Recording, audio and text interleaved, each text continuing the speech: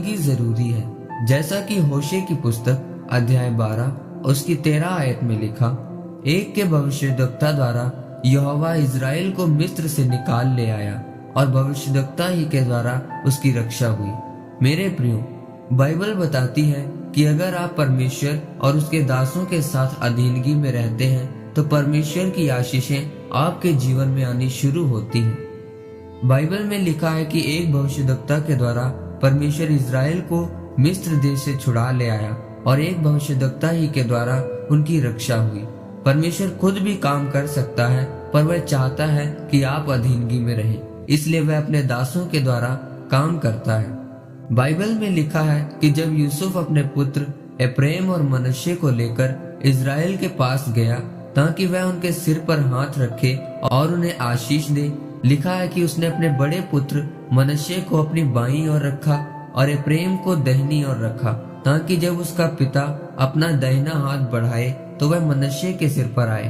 पर लिखा है कि यूसुफ ने अपना दाहिना हाथ एप्रैम की ओर बढ़ाया और अपना बायां हाथ मनश्शे के सिर पर रखा।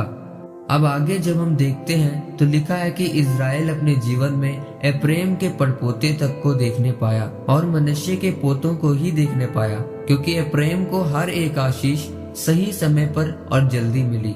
यानी कि आपकी आशीषें एक परमेश्वर के दास के ऊपर निर्भर करती हैं। जब आप एक सही जगह पर होते हो, सही चर्च में होते हो, तो आपकी रफ्तार दूसरे मसीहियों से ज्यादा होगी। आप देखते हैं कि जब मूसा यित्रो की लड़कियों को मिला तब वह कुएं से पानी भर रही थी।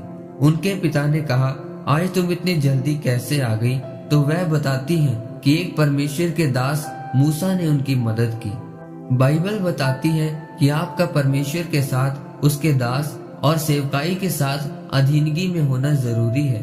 और बाइबल कहती है कि जब लोग परमेश्वर के दास की बात सुनेंगे तो वह 100 गुना आशीषित होंगे, क्योंकि परमेश्वर ने इसी काम के लिए उनको चुना है। सोचो, आज अगर बहुत सारे लोग जो चर्च के द्वारा आशीषित हुए हैं, कैंसर की बीमारी से आजाद हुए हैं, शैतानी बंधनों से आजाद हुए हैं, तो अगर वह सोचते कि टेंट वाली कोई चर्च थोड़ी होती है, चर्च तो एक बिल्डिंग होती है जिस पर क्रूस लगा होता है, तो आज वह अपनी बीमारियों में ही घर बैठे होते।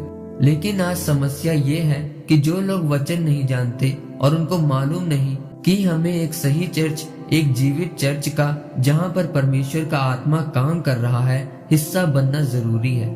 मुझे परमेश्वर के दास के साथ अधीन रहना जरूरी है।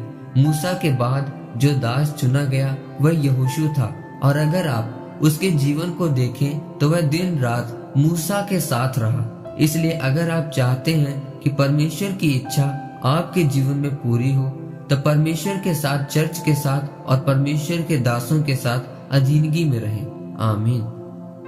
आइए परमेश्वर के दास के द्वारा